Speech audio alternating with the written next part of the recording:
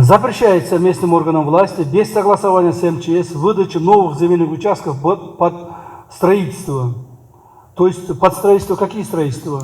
Возле реки, возле поймы реки, участки, где имеется угроза природного характера. То есть жанагы сулардын бойынан, же болбосо жанагы катаклизм боло турган жерлерден участкаларды бербесиңер керек. Бул айыл өкмөттөргө тиешелүү жана райондук акимдерге тиешелүү. Эгерде ошондой жерлерден участкаларды бере турган болсоңуздар, сөзсүз түрдө МЧС менен согласовать эткиле. Эгерде МЧСтин мыйзам бар, о гражданской защите деген.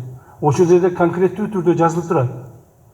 МЧС имеет право давать предписания любым государственным органам. Предписания МЧС должны все обязательные порядки исполнять. Кто-либо из государственных органов не будет исполнять, они будут нести конкретную ответственность. Мыйзамды иштеткиле, Бобек Бешевич, уктуңузбу? Мыйзамды иштеткиле. Сиздин милдетиңиз предписанияны берип, ошолорду аныктап чыгыш. А жергиликтүү бийлик органдарынын милдеттери ошону аткарышыңар керек. Мына ошону аткарбаган негизинде ушундай катаклизмдер болуп атат. Кечеги болуп өткөн суу, селдер, курман болгон адамдардын бардыгы өзүбүздүн гана күнөөбүз.